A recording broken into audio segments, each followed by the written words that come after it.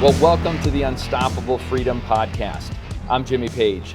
Today we've got a special guest on. Her name is CHRISTINA BENNETT, and she almost lost her life as a preborn child when her mother paid for an abortion but walked out after getting some counsel on the way in. She's a pro-life activist.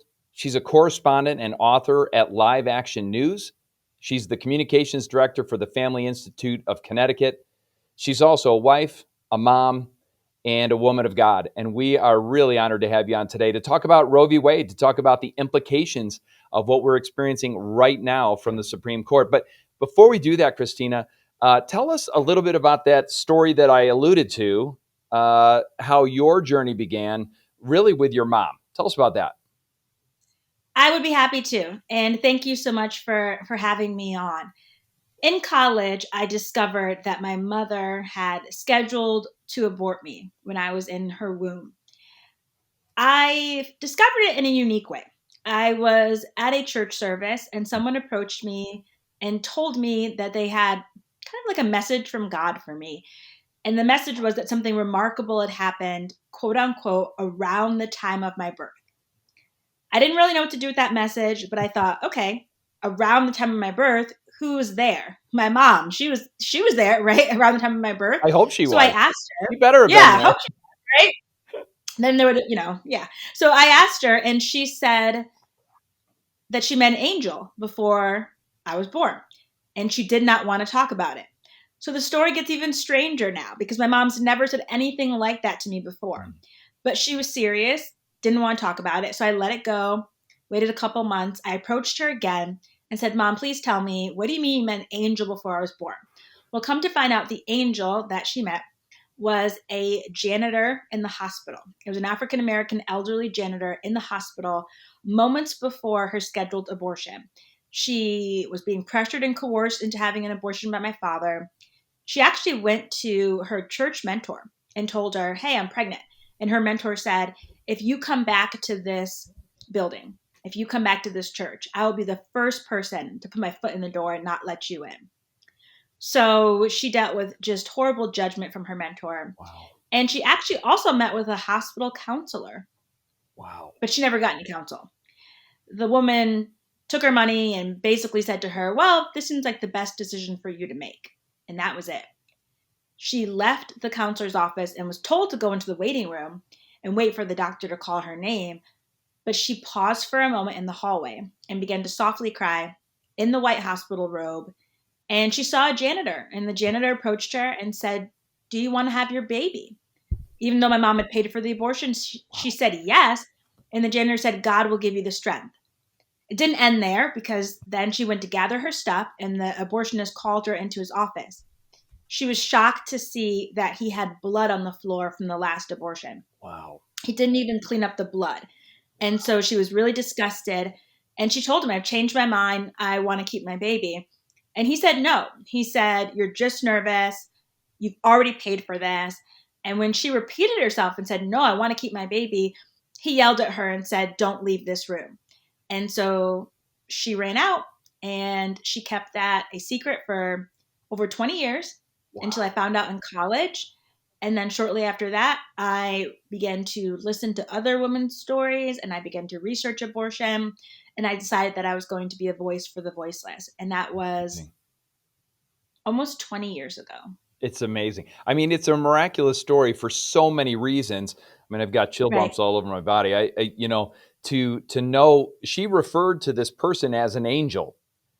And yes, as a person of faith, as a man of God, obviously I believe the Bible to be true. And it talks about how God gives angels charge over us and how angels oftentimes masquerade as people, so to speak. And God, in a more literal sense, for sure, God is putting each one of us in particular position to be a blessing to other people. And so it's amazing to me the opportunities that people had to speak encouragement into her life, and some didn't take it. Her mentor, put pressure on her. The father, your father, put pressure on her. Yep. It's really remarkable that she had the strength to make that decision. Was she a woman of God at that point? Was she walking with God? Was she a person of faith? Was that part of the equation for her?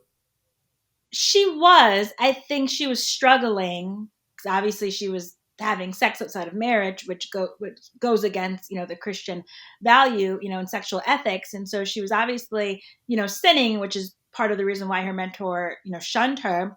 But she had faith. I mean, she even told me later that she felt like God told her to name me either Christopher if I was a boy or Christina if I was a girl, which means follower of Christ. So even in her choosing of a name, she felt like she was hearing from God, and that would have to do with my destiny. And it's interesting because if you look at my life now, my dad has 6 children, only 2 from my mom, but he has 6 in general.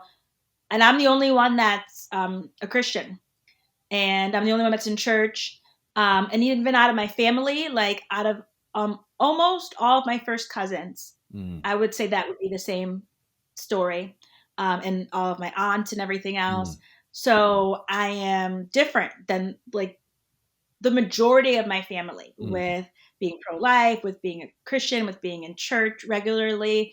They all have different levels of faith, but my life looks very different. And so I really do think that God did speak to her heart and tell her that I was going to follow him. And I think she understood that even in that moment, she understood that something was happening that was miraculous. And so she gave into it instead of resisting it, thankfully. It's amazing. And, what a blessing. You have been involved in this fight for life now for almost, as you said, almost 20 years.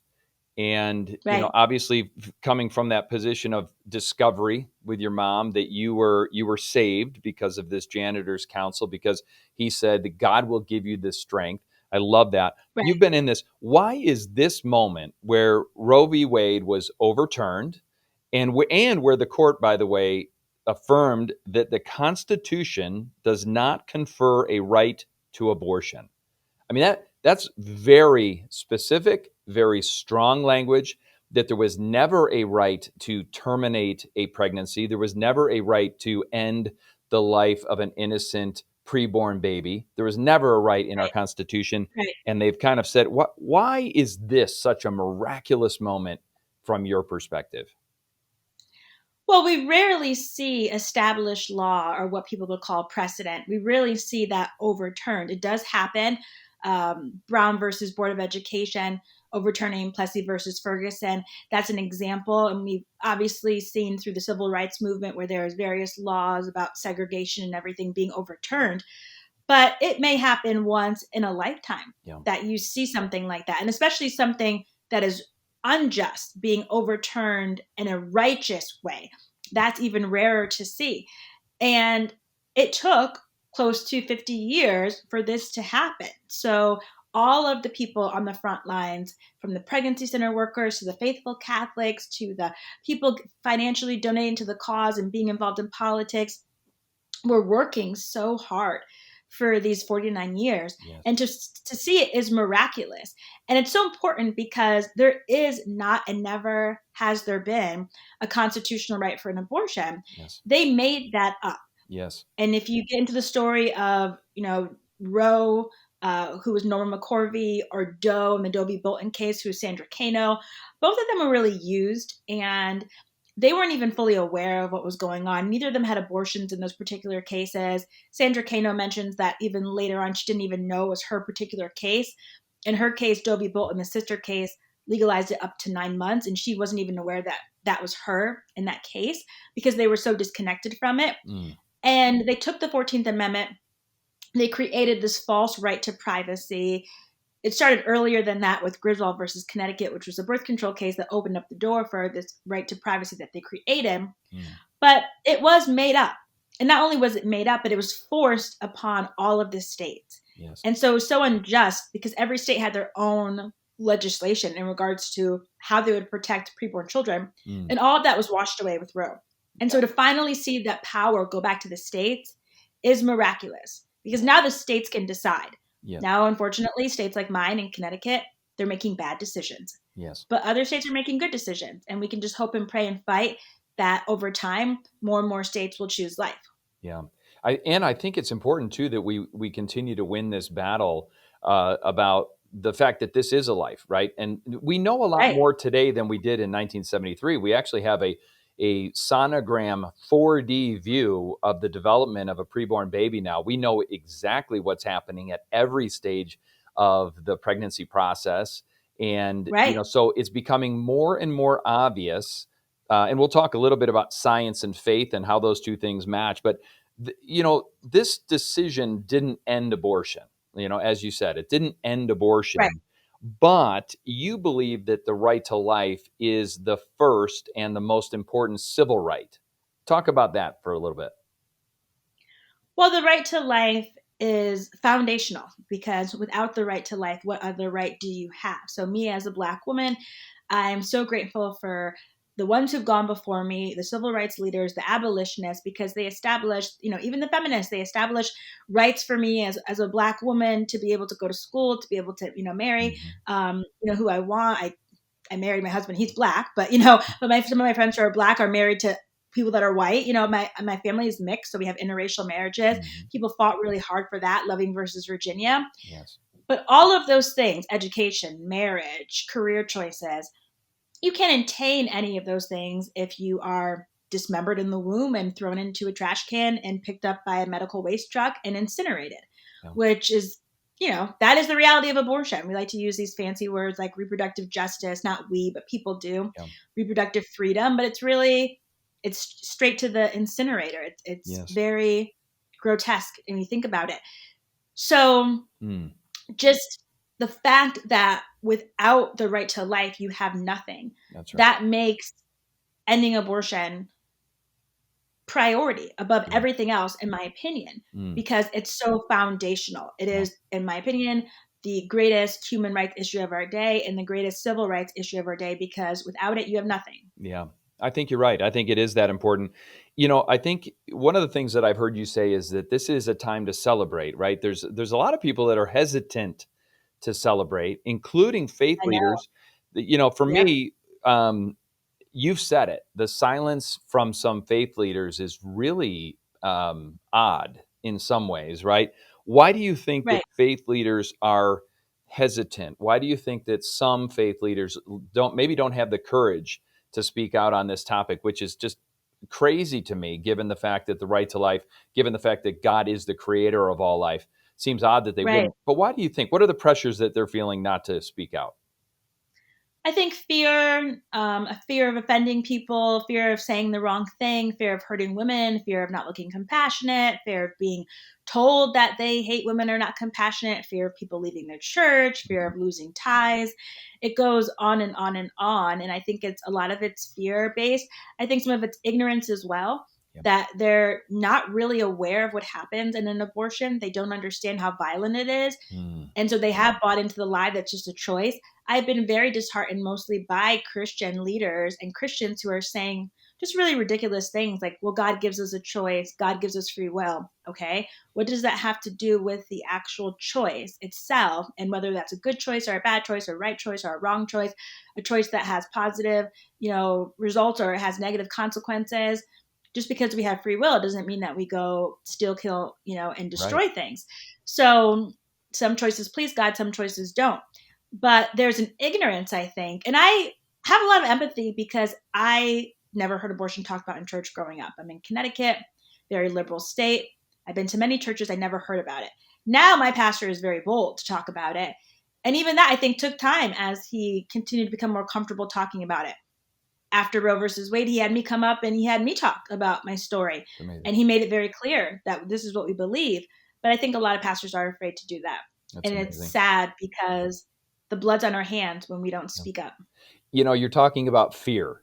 And the Bible talks about fear 365 times. In fact, there's 365 verses in the Bible that talk about being strong and courageous, not having fear. Don't be afraid.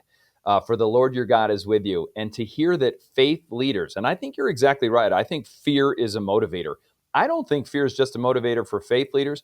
I think fear is a motivator for everyday Americans. I think we're increasingly afraid to talk about our deepest held religious belief, about our convictions, if you will, our moral convictions. We're increasingly more silenced, we're canceled and the rest. But I think there's never been a time in my lifetime that it's more important to speak the truth in love, to speak the truth courageously, and to operate with moral conviction.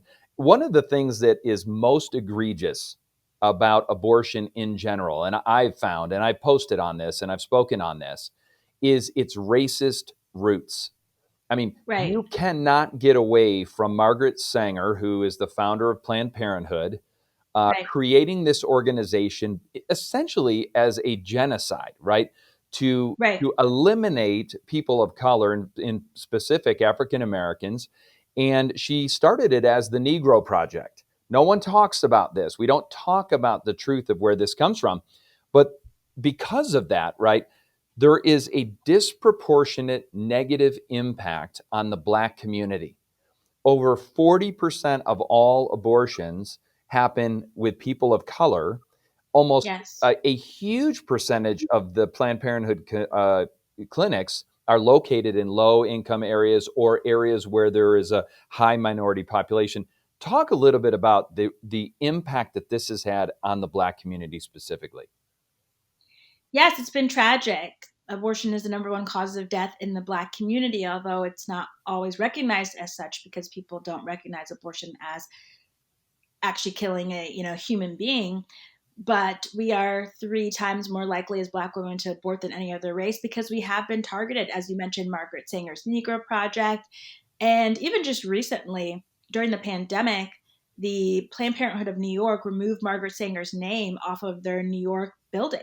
I Wow. don't know what they thought that was going to do because they're still fulfilling her life's work and her vision, but they wanted to remove her name. They have a Black president now. And I think they wanted to try to make a statement that we are walking away from her while we continue to carry forth her work. So it's really foolish on their part, but their organization is rooted in racism and eugenics. And if someone is hearing that for the first time, I would recommend a movie called Maafa 21, Maafa 21. It's a really great movie. It's about 2 hours long, a little bit longer than that. It goes into great detail as to the racist history of Planned Parenthood and how they Mhm. still operate in that today. It's amazing because what I'm most encouraged by is the number of Black leaders who are coming out and saying this exactly the way you say it. Because for me to say Yes. it doesn't necessarily carry the same weight. I can point to it and they'll say, "Well, you don't understand what's happening in our communities." True, but you do. And there are Right. hundreds of other prominent Black leaders who have the courage to talk about this. And I think the fact that we have overturned Roe v. Wade is going to open up more people to be able to talk honestly about the roots of this. Um, okay, so we know that abortion is not ended. There's now this, you've seen it circulating. There are maps now, and I've posted on our social media channels. There are maps that give you an outlook of the United States of America, and they talk about states that are very restrictive against abortion, and then there are states that are open to abortion. 26 Right. states have restrictions at one level or another. All make accommodations for the life of the mother, but 24 states have virtually no restrictions. I live in one of those states, Colorado. You live in one of those states, Connecticut. There are Right. many others. Right. How do you navigate now? The playing field has changed. What do you do now? You're a big time advocate in the pro life movement. What do you do to navigate the new reality that it's up to the states? Well, I would just say that we can't lose hope. We have to know that even though it may seem impossible, if God could change the Supreme Court, and it took 49 years, if he could overturn Roe versus Wade, then he can change the laws in Colorado and Connecticut and these other states. But we have to get involved with our legislators on the local level. We have to know Mm. the names of our senators and state reps. We have to know what they're passing because in many times they're trying to make our states even more pro-abortion than they were before. Yes. In Connecticut, they just passed legislation allowing midwives and APRNs to do aspiration abortion. And so they're trying to expand abortion access. Not trying, they are expanding it Yes. in Connecticut, in New York, and other places. And so we have to get involved on the local level. We have to talk to them, email them, call them. We have to show up. We have to lobby. We have to testify when it comes to bills, especially bills attacking pregnancy resource centers. And we have to pray and we have to lift our voices. And we can't lose heart, and we can't Yeah. think that this fight is over. We have to stay engaged, even if it takes us the rest of our life. Yeah. I love that because what you're doing is you're empowering everyday people to make a difference. And I think the closer you get to your local communities, the more important your voice is. And now Right. more so now than ever before because things are going to be decided at the state and local level. So that's really encouraging to me. And there are local organizations fighting for the right to life that we're going to point people to at the end. A couple Right. things. There are many companies are coming out publicly, big time companies. You're talking about Amazon, you're talking about Tesla, you're talking about Dick's Right. Sporting Right. Goods, Starbucks, you name it. They're coming out saying, hey, we will ensure that you can have access to abortion regardless of what state you live in. We will pay for you to go. We will pay for the procedure. Don't worry Right. about it. Um, is this that's a bit disturbing, right? That corporate America now would be involved in helping people to get this type of a procedure done. How does that make you feel? And what do we do about it?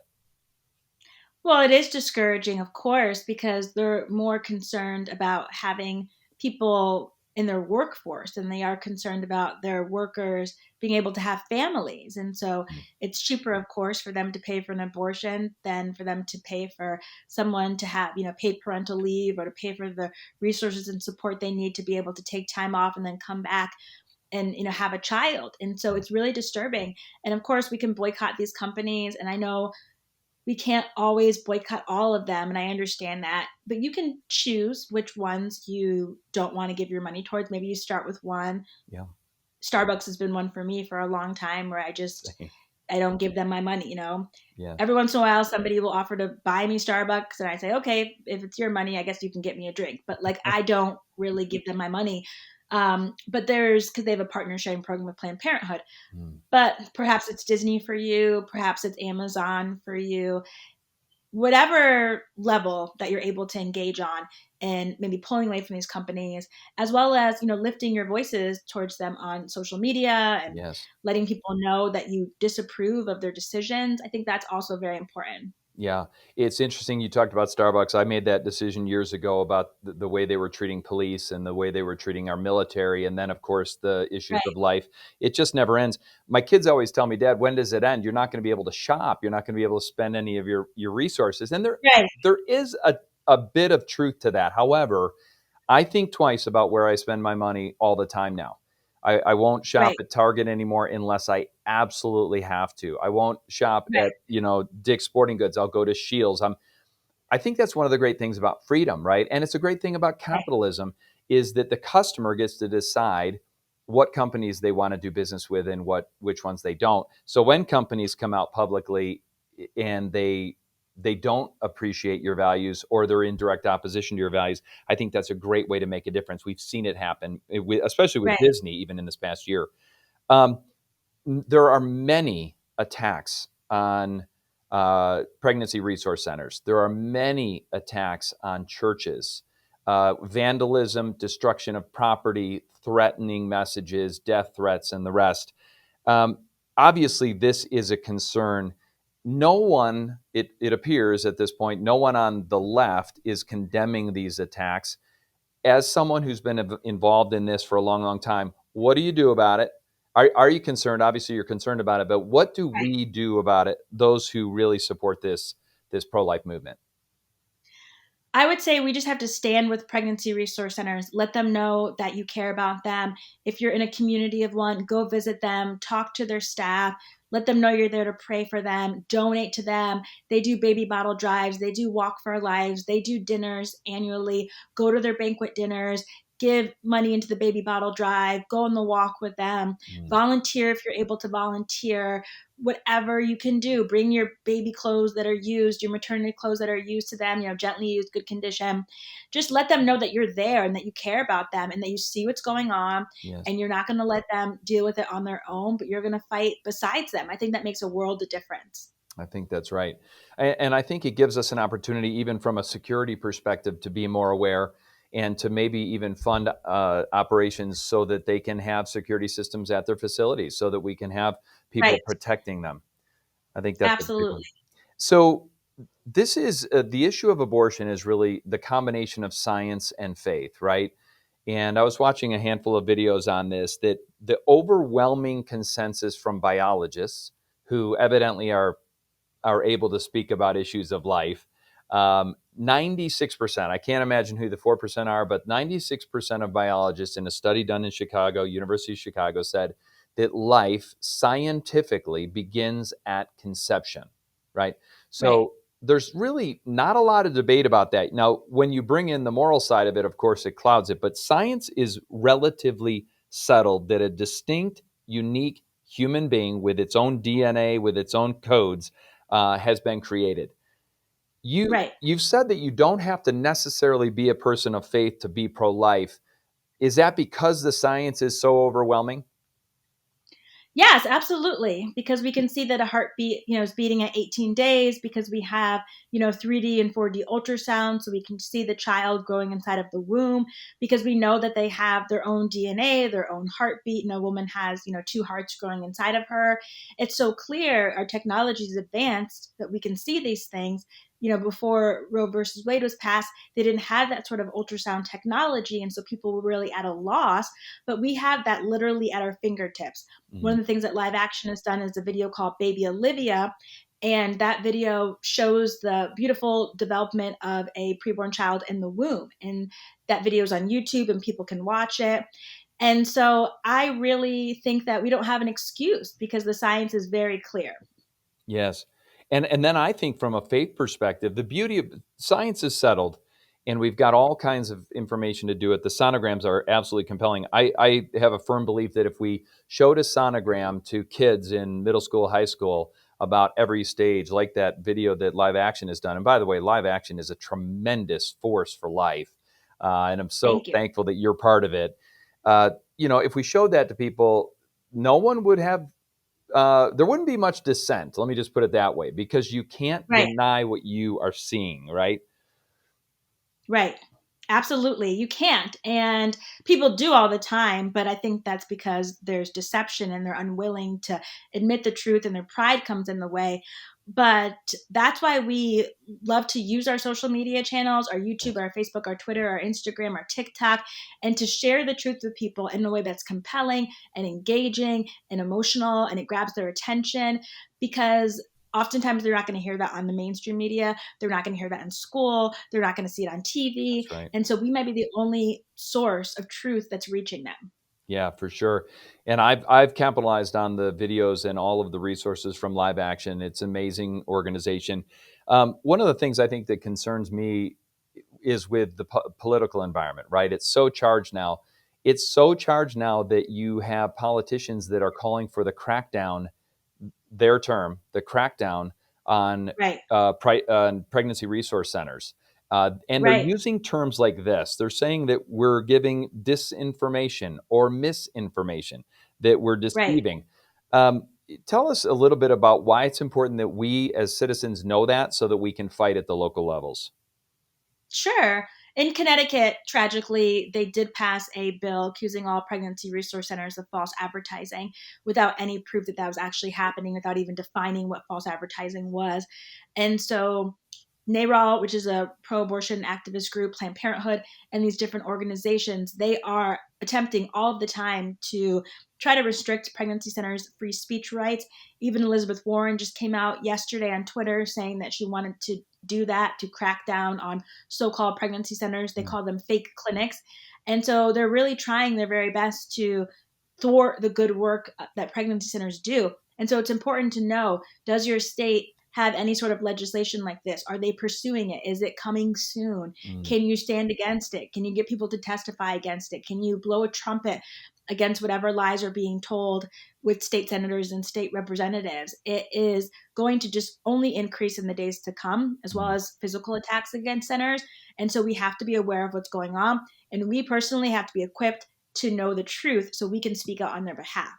Yeah, and that's why I love Live Action. There's so many great resources there, and there's obviously a bunch of other organizations. But obviously, this is a big opportunity, right? This is a big Right. opportunity for us in the pro-life movement to make the case for life and to influence the legal environment in our states. And in Connecticut, in California, in Colorado, in some others, New York, et cetera, it looks challenging. But I believe that this is an opportunity, especially for people of faith, to step up in a big way, because the big criticism of the from the other side about the pro-life movement is, oh yeah, you care about saving the baby, but you don't care about helping the mom and Right. helping the family afterward. Give us some practical things that we can do to prove that we actually do not only value in keeping that life to term, having that life, but also supporting the mom, supporting the family so that they can be successful. What are some things we can do? Sure. So, of course, we can do simple things like praying and reaching out in love for women and families. We can help moms to, if they are in need of social services, we can help them walk through that process, whether that's calling 211, whether that's calling a domestic violence shelter with them, bringing them to doctor's appointments, bringing them to a Mhm. pregnancy resource center. We can work alongside of our church to throw them a baby shower. We can work alongside of community members and church members to get them the things they need. Maybe that's a crib or a car seat. Sometimes something as simple as that can go a long way. Mm. We can advocate for them to have doulas and have, care when they're going through their pregnancy. We can work with them to help them find affordable daycare or even Mm. affordable housing if that's a particular need that they have.